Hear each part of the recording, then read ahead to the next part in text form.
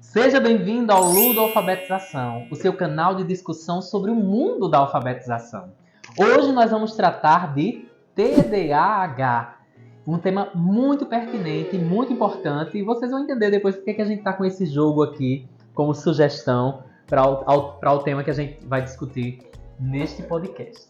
Então, Aline, o que é esse tal de transtorno ou déficit de atenção com ou sem hiperatividade? O TDAH, cujo CID é F90, que precisa ser estudado, precisa ser acolhido também, né, pelos professores na escola. Então, gente, é importante vocês saberem que o TDAH é um transtorno neurológico hereditário, na maioria das vezes, e que compromete diversas funções do cérebro. O TDAH, ele não tem cura. Infelizmente, né, é um transtorno que tem tratamento, ou melhor, felizmente ele tem tratamento. Isso. E infelizmente ele não tem cura. Mas é um transtorno que pode, de fato, ser tratado com medicação, com uma, vamos dizer assim, uma melhoria na rotina, na qualidade de vida, na alimentação. Processo terapêutico, né? Processo terapêutico e uma série de outras intervenções que podem acontecer no ambiente escolar. Isso. E aí o TDAH, segundo uma pesquisa divulgada no site do Dr. Drauzio Varela, aquele bem famoso, né, do Fantástico, de 3 a 5% das crianças em idade escolar possuem TDAH. Outra porcentagem bastante significativa são de crianças que são indicadas pelo professor, pela escola, mas que quando elas chegam para fazer o acompanhamento realmente com o médico, que é quem pode diagnosticar, a escola só pode apontar, só pode direcionar, encaminhar, né, sugerir, levantar hipóteses sobre se a criança tem ou não TDAH. Mas o diagnóstico é dado pelo médico. E aí, uma boa porcentagem de crianças que chegam para fazer o acompanhamento com o médico, para fazer realmente esse processo terapêutico, é descoberto que essa criança não tem TDAH.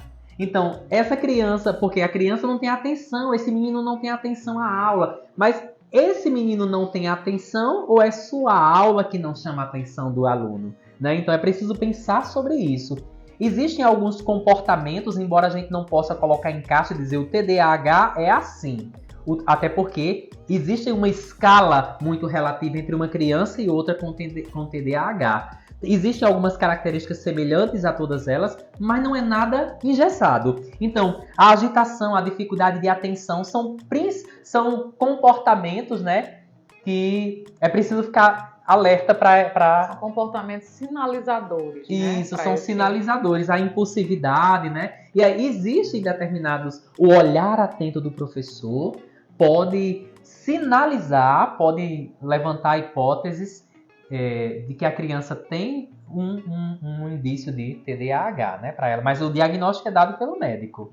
E a maioria das escolas, muitas vezes, encaminham esses alunos para um psicopedagogo, um neuropsicopedagogo, que é um profissional que vai avaliar os processos cognitivos relativos à aprendizagem, e aí, para que esse profissional, observando essa criança de uma forma individualizada, possa encaminhá-lo ou com um parecer, juntamente com o parecer da escola, para um profissional especializado, que seria o neurologista ou um psiquiatra especializado na área.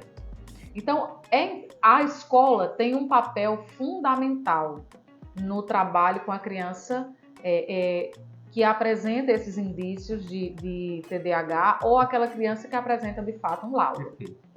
Inclusive, a União, vamos dizer assim, já reconhece isso, tanto que sancionou em 2021 a Lei 14.254, que vai dispor do acompanhamento, na lei dispõe o acompanhamento para crianças com dislexia, TDAH ou outro transtorno de aprendizagem, né?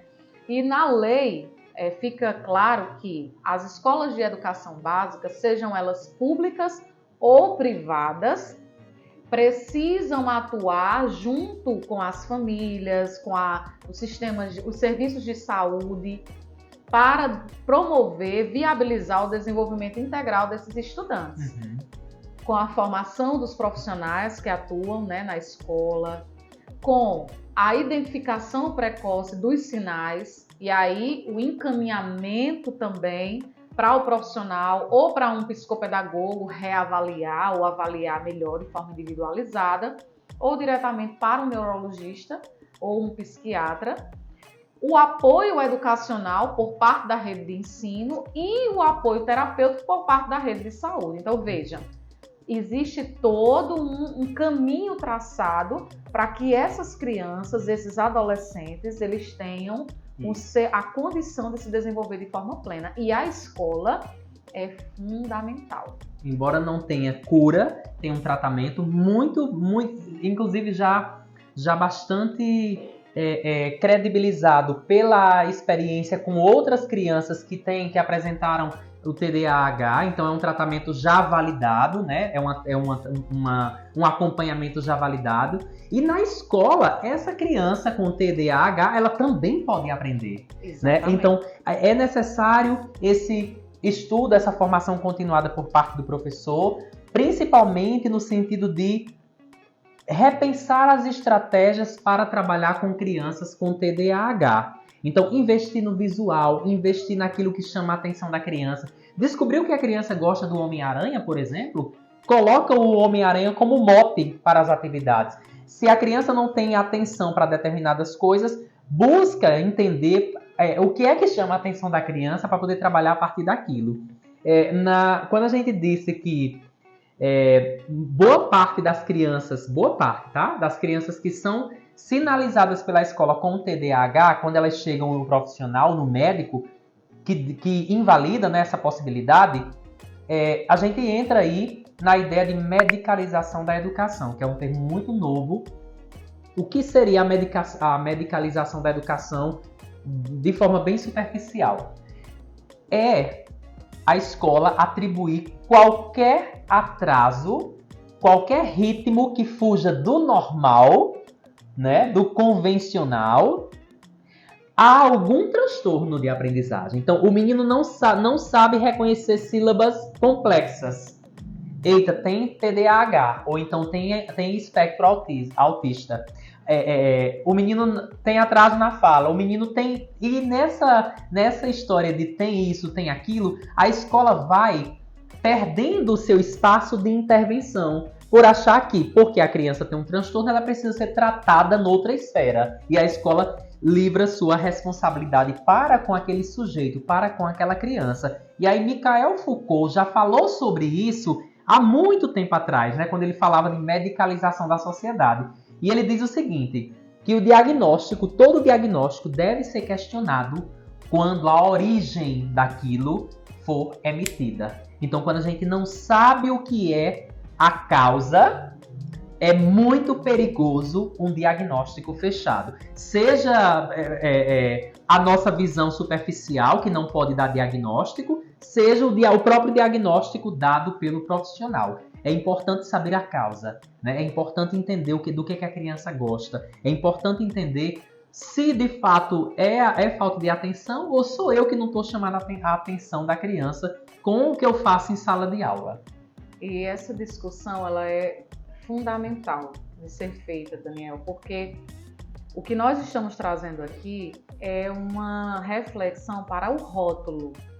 Porque muitas vezes a criança... Porque assim, sempre é interessante, sempre é bom se você tem uma dúvida, se você tem uma inquietação a respeito do comportamento daquela criança, principalmente você que acompanha, é muito bom você encaminhar, não faz mal. É até válido. Ficar retendo aquele problema só para você não é legal. Divide com outras esferas que só tem a ganhar, né? Dá tudo certo. Porém, que essa reflexão que a gente traz pronto, essa criança não tem. A gente identificou os sinais, nossa, ela deve ter TDAH. Encaminhou, não tem. E aí, por isso, nós vamos colocar ela tentar encaixar ela no padrão, porque ela não precisa de um acompanhamento individualizado, tendo em vista que ela não tem nenhum transtorno. Se ela tivesse, né, talvez, então não é dessa maneira. Então a criança não, por exemplo, a criança é desatenta, ela tem um quadro aí de desatenção, ela apresenta sintomas relacionados ao TDAH, mas ela não tem TDAH, porque ela não nasceu com aquilo, ela desenvolveu naquele momento isolado da vida. Então, o que causa? Então, vamos investigar? Pode ser fome, pode ser um contexto familiar de separação, pode ser uma mudança de rotina, pode ser uma série de outros fatores que estejam causando aquela desatenção. Mas mesmo diante disso tudo, não é, vamos dizer assim, o mais indicado não é abandonar o caso ou normalizar. Independentemente de um agir diagnóstico. Na intervenção. Independentemente de um diagnóstico, cada criança é única e merece atenção, principalmente nesse processo de alfabetização que é o nosso foco. Veja, a criança com TDAH, ela não consegue, né, a maioria delas, não é uma forma, a maioria delas não consegue se concentrar, ter atenção. Então, a atenção, como nós já dissemos aí em outras discussões nossas, a atenção é um pré-requisito muito importante para a aprendizagem. Porque a pessoa que não tem atenção no objeto de estudo, no objeto que está sendo apresentado, ela não consegue absorver o que está sendo proposto ali. E aí não adianta a gente insistir com conteúdos canonicamente ditos de alfabetização, como sílabas, né? Apresentação de frases, enfim. Se a criança não desenvolveu pré-requisitos fundamentais para a absorção desses objetos de estudo. Quando a gente traz, por exemplo, esse jogo aqui, ó, que a gente começou o podcast com ele, é um jogo interessante porque vai exigir da criança muita atenção, né? Tanto ao som quanto às cores. Há uma sequência, a criança vai precisar entender a sequência, prestar bastante atenção. Qual é a mensagem que nós estamos querendo passar? É que, paralelo ao processo de a apresentação dos conteúdos, né, típicos de alfabetização, como sílabas, letras, enfim, a relação grafofonêmica, a gente precisa trabalhar atividades que desenvolvam, que ajudem a lapidar esses pré-requisitos fundamentais à alfabetização. Porque, às vezes, o que pode estar impedindo a criança de entender que B com A é Bá não é necessariamente algo relacionado ao cognitivo.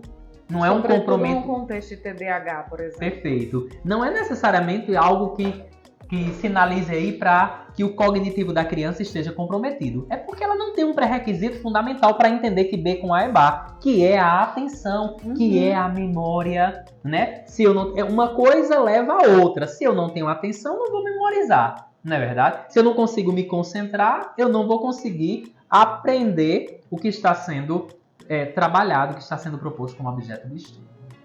E a grande questão do TDAH é essa, é a questão atencional e o déficit nas funções executivas, que é planejamento, controle inibitório, memória de trabalho, que o Daniel já trouxe com esse jogo, flexibilidade cognitiva. Então, tudo isso é necessário.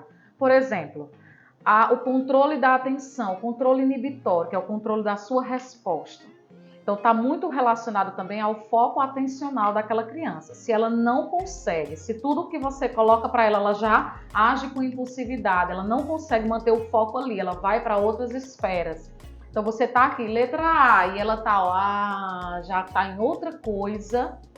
Então, você imagina que essa criança não vai conseguir aprender da mesma forma como os outros aprenderiam. Então, é necessário trabalhar isso, potencializar essa habilidade de controle inibitório, de atenção sustentada, atenção dividida. Sim. Então, tudo isso precisa ser bem explorado na criança. Por exemplo, um outro fator como a questão do planejamento. A gente sabe que a leitura e a escrita é um jogo de planejamento. Existem sons, existem a parte gráfica da escrita, que ali tem que estar interligado. A própria lógica sintática de uma frase é um jogo de planejamento. A ideia, a semântica da frase é um jogo de planejamento. Não é aleatório, que as palavras, que as letras... Ali tudo existe uma combinação lógica e é preciso que essa habilidade seja trabalhada de forma efetiva com aquela criança para que ela consiga aprender. É claro que numa conversa tão rápida quanto essa, o nosso objetivo não é entender como é que eu trabalho de fato com uma criança com TDAH, principalmente tendo em vista que o TDAH existem muitos níveis, né? Exatamente. Existem vários níveis, é algo bastante complexo. Mas a grande mensagem é: todos podem aprender. Todos. E a outra mensagem: investir no trabalho com os pré-requisitos necessários à alfabetização, antes de adentrar propriamente dito nos objetos de estudo tipicamente de alfabetização. E estudar. Memória. Desculpa, Não. Daniela. E estudar vamos dizer assim, os contextos que você tem ali na sua sala de aula. Se você tem um contexto de uma criança com um transtorno, com uma deficiência, estuda aquele transtorno, estuda aquela deficiência. Precisa você estudar tudo. Sim.